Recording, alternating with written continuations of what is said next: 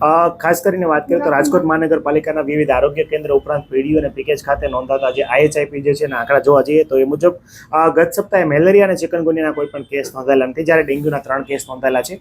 આ ઉપરાંત જોવા જઈએ તો શરદી ઉધરસના 804 કેસ, સામાન્ય જે તાવના જે 730 કેસ, 167 કેસ જે છે એ ઝાડા ઉલટીના નોંધાયેલા છે. ઉપરાંત ટાઇફોઇડનો 1 કેસ અને કમળાના જે છે હિપેટાઇટિસ એના કુલ 4 કેસ છે ગત સપ્તાહે નોંધાયેલા છે.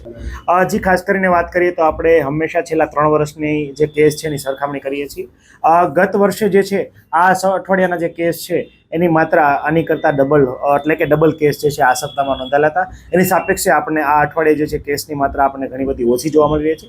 આ ઉપરાંત વિસ્તારમાંથી પણ જે શંકાસ્પદ ડેન્ગ્યુના કેસીસ જે ભૂતકાળમાં આવતા હતા, એટલે કે ગયા છેલ્લા 3 વર્ષોમાં નોંધાયેલા છે, એની સાપેક્ષમાં આ વખતે જે આપણી કામગીરી જે છે ખાસ કરીને પ્રિવેન્ટિવ કામગીરી આપણા વન વોર્ડની જે કામગીરી કરી છે એની અસરકારકતાને કારણે હાલ જે છે આપણને ડેન્ગ્યુના કેસ વિસ્તારમાંથી પણ શંકાસ્પદ કેસ સાથે સાથે કન્ફર્મ કેસ પણ ઓછા જે છે એ મળી રહ્યા છે.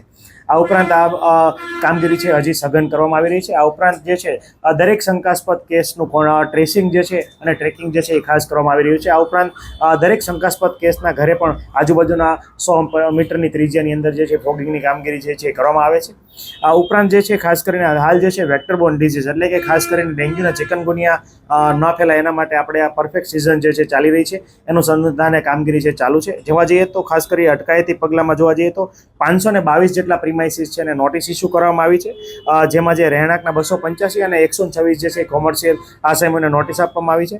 આ ઉપરાંત નોટિસ આપ્યા પછી આગામી સમયમાં વહીવટી ચાર્જ પણ વસૂલ કરવામાં આવશે. હજી ખાસ કરીને જોવા જઈએ તો પાણીજન્ય રોગચાળામાં આપણને ત્યાં પાણીજન્ય રોગચાળામાં કમળો અને એના કમળાના છૂટાછવાયા કેસીસ છે એ ગત સપ્તાહે 4 નોંધાયેલા છે. દરેક શંકાસ્પદ અને કન્ફર્મ જે કેસ જે છે એનું આપણે ટ્રેકિંગ કરીએ છીએ. એના ઘરે મુલાકાત કરીને એના ઘરના પાણીના સોર્સના સેમ્પલ પણ લેવામાં આવે છે અને એની અંદર ક્લોરીનની માત્રા પણ ચેક કરવામાં આવે છે.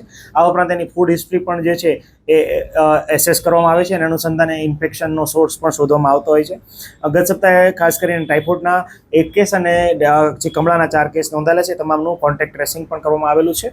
આ ઉપરાંત ખાસ કરીને પાણીજન્ય રોગચાળો અટકાવવા માટે અમારા જે મલ્ટીપર્પઝ હેલ્થ વર્કર દ્વારા વિસ્તારોની અંદર જ્યાં પાણીની મિક્સ થવાની ફરિયાદ આવતી હોય ત્યાં રેસિડ્યુઅલ ક્લોરીન ટેસ્ટ કરવામાં આવે છે અને સુપર ક્લોરિનેશન માટે જે છે એ વારંવાર જે વોર્ડના ડીઈ સાથે મળીને સૂચના આપીને આ મુજબ કામગીરી કરવામાં આવતી હોય છે.